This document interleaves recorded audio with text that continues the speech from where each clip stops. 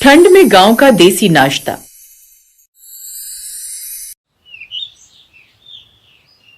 पालमपुर गांव की वो सुबह थी जब ठंड हड्डियों तक उतर आती है। कोहरा ऐसा घना कि सामने खड़ा आदमी भी धुंधला दिखाई दे। उसी गांव में एक घर था धनिया का। मुर्गे की बांग के साथ ही धनिया की नींद खुल गई। अरे राम राम राम, इतनी ठंड लगता है आज फिर पाला पड़ा है। क्या हालत होगी मेरी इस ठंड में। फिर जैसे तैसे वह रसोई की ओर जाती है, जहां मिट्टी का चूल्हा, पास में रखी लकड़ियां और कोने में टंगी लोहे की कढ़ाई, सब जैसे सर्दी में भी उसकी राह देख रहे हो। ये सब मुझे ऐसे देख रहे जैसे ये बस मेरी राह देख रहे हो। पता नहीं भगवान ने ये पेट क्यों बनाए। ना तो ये पेट होता, ना भूख लगती हमें, ना इतनी ठंड में हमें काम करना पड़ता। वो ये सब बातें सोच ही रही थी कि तभी अंदर कमरे से उसकी सास की कुड़कुड़ाती आवाज आई। बहू उठ गई का?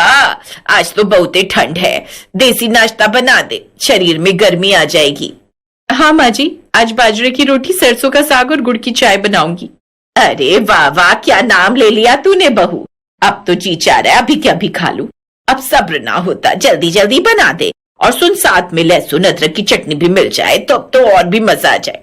ठंड में गांव का देसी नाश्ता नहीं किया तो क्या किया?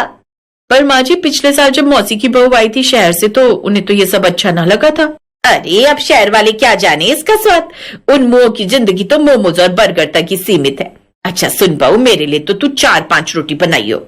हैं? अम्मा 4-5 रोटी खा लोगी क्या? अरे मारे खाने को तू नजर ना लगा समझी। एक तो वैसे ही आजकल कमजोरी होती जा रही है। ये बात सुनकर अंदर बैठी धनिया हंसने लगती है। फिर धनिया ने चूल्हे में आग सुलगाई, लकड़ी चटकने लगी, जैसे ठंड से जमी उंगलियों को गर्मी मिल रही हो। उसने बाजरे का आटा गूंथा। ठंडे पानी से आटा गूंथते हुए उसके हाथ सुन्न हो गए। दैया रे दैया, पानी इतना ठंडा है कि हाथ में तो जैसे करंट दौड़ गया। धनिया ठंड में कपकपाती हुई आटा गूंथती है। तभी उसका बेटा गुड्डू दौड़ता हुआ आया। माँ, आज स्कूल मत भेजना, ठंड बहुत है। अरे देसी नाश्ता खा ले, सारी ठंड भाग जाएगी। और नहीं जाना तो रहने दे, लेकिन कल जाकर स्कूल का काम पूरा कर लियो। माँ, आज तो ठंड के मारे हाथ जमते जा रहे हैं। माँ, मेरा दोस्त है ना सूरज, उसके मामा का बेटा आया था शहर से। वो बोल रहा था कि वो लोग नाश्ते में बस ब्रेड बटर, ऑमलेट ब्रेड यही सब खाते हैं। लेकिन जब उसने अपने गांव में पहली बार बाजरे की रोटी सरसों के साथ खाई ना, तो उसका तो जैसे स्वाद ही बदल गया। भले ही वो ब्रेड बटर खाते होंगे बेटा, पर जो मजा इस रोटी साग में वो कहीं नहीं। फिर धनिया ने जैसे ही सरसों का साग उबलने रखा और उसमें लहसुन, हरी मिर्च और मक्के का आटा डालते ही खुशबू पूरे घर में फैल गई। कुछ देर बाद उसका पति रामस्वरूप खेत से लौट आया, जो सुबह तड़के ही खेत पर काम करने चला गया था। अरे वाह, लगता है आज तो देसी दावत है। हाँ जी, ठंड में पेट भी तो गर्मी मांगता है। अब जल्दी से हाथ धो लीजिए और खाना खा लीजिए। फिर रामस्वरूप ने हाथ धोए और चूल्हे के पास आ बैठा। आज तो बाहर बहुत ज्यादा ठंड है धनिया। खेतों में काम करते वक्त तो इतना पता नहीं चला, लेकिन जैसे ही मैं घर की ओर आने लगा तो ठंड हड्डियों में ऐसे घुस रही थी कि मुझे तो लगा कि कहीं मैं रास्ते में न जम जाऊं। इसीलिए तो कहती हूँ ठंड में कुछ दिन काम ना करो तो बेहतर होगा। अरे कमाऊंगा नहीं तो खाऊंगा क्या? वैसे खुशबू तो बड़ी कमाल की आ रही है। लगता है साग और बाजरे की रोटी बन रही है। पता है धनिया, जब मैं शहर में काम करता था तब यही नाश्ता मुझे बहुत याद आता था। तरस जाता था मैं गांव का ये देसी खाना खाने के लिए। लेकिन तुम तो जानती हो मुझे ये सब आता नहीं। फिर उसने बाजरे की रोटी में मक्खन लगाते हुए उसे साग के साथ परोसा। सबने चटकारा लेते हुए बड़े ही मजे से वो सब खाना खाया। बाहर बर्फ की मानो बारिश हो रही हो। आंगन में इतनी बर्फ भर गई थी। तभी पड़ोसन लता उनके घर की तरफ आने लगी। अरे भाई, घर में कोई है भी क्या? अरे लता का कि आइए ना, इतनी ठंड में किसकी हिम्मत है बाहर जाने की। कहो कैसे आना हुआ? अरे बहू, तू तो जानती है 3-4 दिन से लगातार इतना कोहरा पड़ रहा है कि मैं तो जंगल से लकड़ियां लेने भी नहीं जा पा रही। और घर में थोड़ी सी लकड़ियां ही है। लेकिन तूने तो पहले ही काफी लकड़ियां काट कर इकट्ठा कर ली थी, लेकिन मैं बुढ़िया ना कर पाई। और ठंड इतनी है कि मुझसे बर्दाश्त ना हो रही थी। और मैं जानती हूँ कि इस वक्त तेरी रसोई का चूल्हा जल रहा होगा, इसीलिए तो मैं तेरे यहाँ आ गई चूल्हे की आग सेकने। आओ ना, बैठो काकी। धनिया बहू, ये तो बड़ी खुशबू अच्छी आ रही है। आज साग बनाए क्या? हाँ काकी, ये लीजिए ना, आप भी खाइए बाजरे की रोटी और सरसों का साग। ये बात सुनकर अब तो लता के मुंह में पानी आ गया। फिर धनिया ने उसे जल्दी से खाना परोसा। लता ने 4 रोटी एक के बाद एक लगातार खा ली। वाह वाह वाह, मजा आ गया। अरे तो बहू किसकी है? हाँ हाँ, जानती हूँ तेरी ही है। पहले मेरी होती, क्योंकि पसंद तो इसे मैंने किया था अपने बेटे के लिए, लेकिन मेरा ही बेटा नालायक निकला जो इस हीरे को छोड़कर उस दूसरे गांव की नंदिनी से लव मैरिज करके ले आया। वो तो कई साल शहर में रही है, तो उसे तो गांव के नाश्ते के बारे में ज्यादा कुछ पता भी नहीं। जब देखो तब वो क्या कहते हैं, पराठे या पोहा बना देगी कहती है, और कुछ मुझे आता ही नहीं। कमबख्त ने पेट में ये सब जमा दिया है, इसीलिए जब भी बहू ये देसी नाश्ता बनाती है ना, तो मैं जानबूझकर यहाँ चली आती हूँ। तो पड़ोसन दादी, इसका मतलब आपने झूठ कहा कि आप आग सेकने आई हैं? ये सुनकर सब हंसने लगते हैं। कुछ देर बाद लता अपने घर चली जाती है। सुनिए जी, मैं पानी लेकर आती हूँ। हाँ, लेकिन संभल कर जाना, आज बर्फबारी काफी है। आप चिंता मत करिए, मैं बस यूं गई और यूं आई। ऐसा कहकर धनिया मटका लेकर चली जाती है। कड़कड़ाती ठंड में आसमान में पड़ी बर्फ ऐसी लग रही थी मानो कोई उनके चेहरे पर तमाचे मार रहा हो। घाट पर जैसे ही पानी भरकर वो घर लौट रही थी, तभी पहाड़ी के रास्ते से उसका पैर फिसल गया और मटके समेत वो नीचे नदी में गिर गई। इधर जब वो काफी देर तक घर नहीं लौटी तो रामस्वरूप को उसकी चिंता सताने लगी और वो उसे ढूंढते हुए उस ओर चला गया। उसने उसे हर जगह देखा, लेकिन वो उसे कहीं नहीं मिली। तभी गांव के किसी आदमी ने बताया कि उन्होंने उसे उस पहाड़ी से गिरते हुए देखा था। अब सबने उसे मरा हुआ समझ लिया। ऐसे ही 1 साल बीत गया। रामस्वरूप ने अब मुखिया के खेतों का काम छोड़कर एक फैक्ट्री में मजदूरी शुरू कर दी थी। एक शाम, बाबा आप आ गए। मैंने जो आपसे किताब मंगवाई थी, आप लाए या नहीं?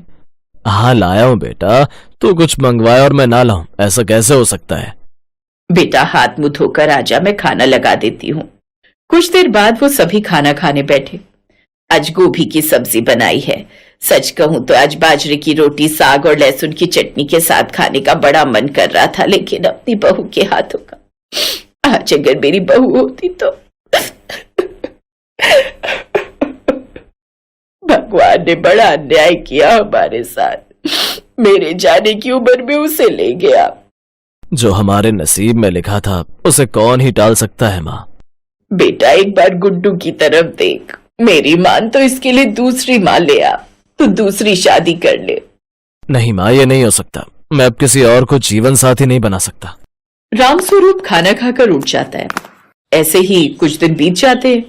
एक रोज फैक्ट्री में उसका दोस्त श्याम खाने का टिफिन खोलता है। आजा भाई, साथ में नाश्ता करते हैं। आजा, घर में वक्त ही नहीं मिला, इसीलिए साथ ही ले आया। नहीं नहीं, तू खा दोस्त। अरे आजा, क्यों शर्माता है? वो खुशबू कुछ जानी पहचानी थी। वो खुद को रोक नहीं पाया। उसने जैसे सरसों का साग, लहसुन की चटनी और बाजरे की रोटी खाई तो हैरान रह गया। उसमें वही स्वाद था जो उसकी पत्नी के हाथों में था। ये नाश्ता किसने बनाया श्याम? मेरी बहन ने। तुम्हारी बहन? मतलब मुंह बोली। वो साल भर पहले मुझे नदी के किनारे पर मिली थी, बेहोशी की हालत में। बेचारी अपनी याददाश्त भूल चुकी है। मेरी कोई बहन नहीं थी, इसीलिए मेरे साथ मेरे घर में ही रहती है। ये सुनकर रामस्वरूप हैरान रह गया। फिर उसने अपने बटुए से अपनी पत्नी की फोटो निकाली।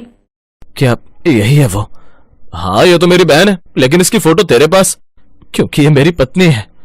फिर रामस्वरूप ने उसे सारी बात बताई। श्याम उसे अपने साथ घर लेकर गया तो अपने पति को देखकर धनिया को भी सब याद आ गया और अब वो अपने पति के साथ घर लौट आई। पिछले साल की सर्दियों ने उन्हें जुदा कर दिया था, लेकिन इन सर्दियों ने उन्हें मिलवा दिया। अब वो अपने परिवार के पास लौटकर फिर से बड़ी खुश थी। कभी कभी श्याम भी अपनी बहन से मिलने आता रहता। ठंड में गांव का देसी नाश्ता सिर्फ पेट नहीं भरता, वो यादें भरता है, रिश्ते जोड़ता है और सिखाता है कि सादगी में ही असली गर्माहट होती है।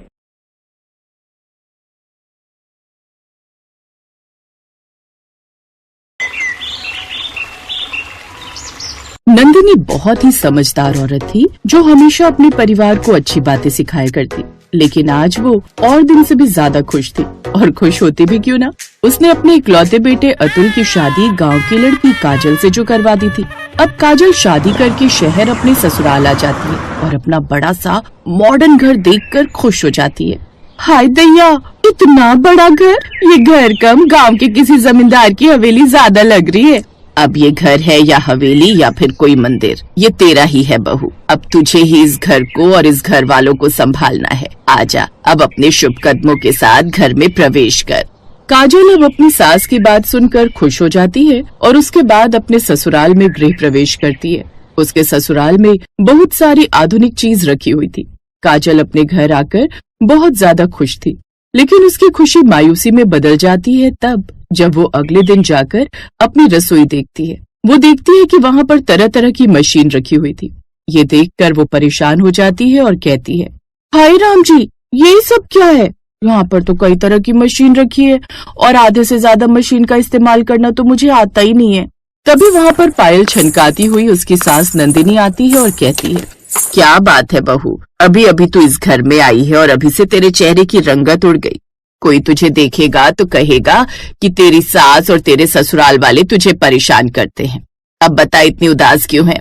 आप ही बताइए ना माँ जी, मैं क्या करूँ? यहाँ पर कितनी सारी मशीन रखी हुई है, हर काम को करने के लिए अलग मशीन है और मैं गांव से आई हूँ, मुझे ये सब इस्तेमाल करने ही नहीं आते, फिर मैं क्या करूँ? काजल बहू, मुझे चाय पीने की आदत है। सबसे पहले तो तू मुझे चाय पिला दे, और दूसरी बात, अभी सुबह के 7 बजे है, हमारे घर वाले 10 बजे नाश्ता करते हैं। 3 घंटे में अपने हिसाब से इस रसोई को सजा दे, क्योंकि अब तो ये रसोई तुझे ही संभालनी है। तुझे जैसे इस रसोई को बनाना है तू बना सकती है। काजल ये बात सुनकर खुश हो जाती है, अपनी सास नंदिनी को चाय बनाकर पिलाती है। चाय पीकर नंदिनी अपने कमरे में चली जाती है तो वहीं काजल कहती है, अब हुई ना बात, हम इस रसोई को ऐसे बना देंगे कि ऐसा लगेगा कि शहरी घर के अंदर गांव की रसोई है। काजल ये बोलकर बाहर से मिट्टी उठाकर लाती है और उसके बाद रसोई के अंदर ही एक मिट्टी का चूल्हा बनाकर तैयार कर देती है। वो आधे से ज्यादा बर्तन नीचे जमीन पर सजा देती है और फिर थोड़ी देर में खाना बनाना शुरू करती है। रसोई से तेज धुआं उठने लगता है। तभी उसका ससुर रसोई में जाता है और कहता है, अरे भागो भागो, रसोई में आग लग गई है, इतना धुआं उठ रहा है, अरे भागो जल्दी। तो काजल को जमीन पर बैठकर खाना बनाते हुए देखता है और घर वालों को आवाज लगाकर बुलाता है, अरे नंदिनी, जरा यहाँ आओ, देखो ये काजल बहू ने क्या रायता फैलाया हुआ है। कल को पड़ोसियों तक धुआं जाएगा तो वो भी फायर ब्रिगेड वालों को फोन करके बुला देंगे। नंदिनी रसोई में आती है और काजल से कहती है, ये सब क्या है काजल बहू? मैंने तुझे रसोई को अपने हिसाब से संभालने के लिए कहा था, लेकिन तूने ये रसोई का क्या हाल कर दिया। और ये चूल्हा जलाने के लिए तू लकड़ी लेकर कहाँ से आई है? माँ जी, रसोई के अंदर एक कुर्सी रखी हुई थी, मुझे ऐसा लगा वो फालतू है तो मैंने उसे तोड़कर चूल्हे में आग लगा दिया। मेरा मतलब है चूल्हा जला दिया। वैसे भी कुर्सी का क्या काम, गृहिणी को तो खड़े होकर काम करना चाहिए या फिर जमीन पर बैठकर। काजल के ससुराल वालों को समझ में नहीं आता कि काजल के इस भोलेपन पर वो हंसे या फिर उसे समझाने की कोशिश करे, जिसके बाद ये सब संभालने की जिम्मेदारी नंदिनी का बेटा लेता है। काजल, ये शहरी रसोई है, इससे तुम अपने गांव की देसी रसोई नहीं बना सकती हो, इसलिए तुम्हें ये चूल्हा यहाँ से हटाना होगा। यहाँ पर सोसाइटी के लोग रहते हैं, इतना धुआं आने से वो लोग शिकायत कर सकते हैं कि हम वायु में प्रदूषण कर रहे हैं। ठीक है अतुल जी, अब से मैं गैस पर ही खाना बनाने की कोशिश करूंगी। कोशिश नहीं काजल बहू, तुम्हें गैस पर ही खाना बनाना होगा, लेकिन तुम ज्यादा फिक्र मत करो, मैं तुम्हें सारी चीजें खुद सिखाऊंगी। नंदिनी भी अब अपनी बहू काजल के साथ मिलकर नाश्ता बनाने लगती है। काजल भी धीरे धीरे रसोई में खाना बनाना सीखने लगती है, लेकिन फिर भी वो अपने गांव की रसोई को बहुत ज्यादा याद किया करती। कुछ दिन गुजरते हैं। ऐसे ही एक दिन नंदिनी और उसका पति बाहर गए हुए थे, तो वहीं काजल अतुल के साथ जाकर थोड़ी शॉपिंग करके आती है और अतुल ने खुश होते हुए कहा, अब तो तुम खुश हो ना काजल, शहर में गांव की देसी बहू की रसोई जो आ गई है। यहाँ पर मिक्सर, जूसर, ग्राइंडर की जगह तुम सिलबट्टे का इस्तेमाल कर सकती हो और इससे किसी को कोई नुकसान भी नहीं होगा। बल्कि पापा को तो सिलबट्टे की चटनी बहुत अच्छी लगती है। हाँ अतुल जी, हम दोनों ने मिलकर सही फैसला किया है। अब से मैं अपने देसी जुगाड़ का इस्तेमाल वहाँ करूंगी जहाँ पर किसी को कोई दिक्कत ना हो। जैसे मुझे मिट्टी के तवे पर रोटी बनाना अच्छा लगता है, तो मैं लोहे के तवे की जगह मिट्टी का तवा खरीद कर ले आई हूँ। अब काजल और अतुल ने मिलकर समझदारी से रसोई की कुछ चीजों के अंदर परिवर्तन कर दिया था, जिससे किसी को परेशानी भी ना हो और काजल भी अपनी रसोई में अपना जैसा महसूस कर सके। जब ये सब कुछ नंदिनी ने घर आकर देखा तो उसकी तारीफ करने लगी। माँ जी, अब आपको इस रसोई में हुए थोड़ी बहुत बदलाव से कोई परेशानी तो नहीं है ना? अगर आपको कोई भी परेशानी हो तो आप हमें बता सकती हैं। आप हमारी सास नहीं, हमारी माँ जैसी हैं। नहीं बहू, मुझे अब कोई परेशानी नहीं है। बल्कि बहू, तूने तो मेरा दिल जीत लिया है। तू बहुत समझदार है। तूने इस रसोई को आधुनिक और देसी दोनों तरह की रसोई में परिवर्तित करके रख दिया है। अब मुझे ऐसा लग रहा है जैसे मैंने शहर के अंदर एक छोटा सा गांव का घर बसाया हुआ है। बहुत अच्छा किया तुम। हाँ काजल बेटा, मेरा आशीर्वाद अब हमेशा तुम्हारे साथ है। मुझे तो सिलबट्टे वाली चटनी बहुत पसंद है। लेकिन तुम्हारी सास को वो बनाने में बहुत आलस आता है। अब तो मैं तुमसे रोज सिलबट्टे पर चटनी पिसवाया करूंगा और कोई बहाना नहीं चलेगा, ठीक है ना? आप बिल्कुल भी फिक्र मत कीजिए ससुर जी, मैंने अपनी मिट्टी का चूल्हा उठाकर छत पर रख दिया है। हम कभी कभी छत पर बैठकर भी देसी खाना बना सकते हैं। उससे किसी को धुआं भी नहीं जाएगा और परेशानी भी नहीं होगी। वैसे भी जब लोग डिजायर करते हैं तभी तो धुआं होता है। अरे पागल लड़की, वो बोनफायर होता है, डिजायर नहीं। वैसे हाँ, तुम ठीक कह रही हो। कभी कभी हमारा सारा परिवार साथ में बैठकर छत पर खाना बना और खा सकता है। इससे किसी को परेशानी भी नहीं होगी और हमें ऐसा लगेगा कि जैसे हम छत पर पिकनिक मनाने के लिए आए हैं। जी आप समझ गए ना, ऐसा ही समझदार पति चाहिए था हमको। काजल की इस भोली सी बात को सुनकर उसके ससुराल वाले जोर जोर से हंसने लगते हैं और इस तरह गांव की देसी बहू अपनी देसी रसोई में छोटे छोटे बदलाव करती रहती है और अपने शहरी ससुराल में एडजस्ट करके खुशी खुशी रहने लगती है। Best buddies. Hello friends, thanks for watching this video. अगर आपको ये वीडियो पसंद आया है तो प्लीज लाइक, सब्सक्राइब, कमेंट्स करें इस वीडियो पर और हाँ, शेयर करना भी ना भूलें। और भी मजेदार वीडियो देखने के लिए नीचे दिए गए बेल आइकॉन को दबाएं। देखते रहिए बेस्ट बडीज।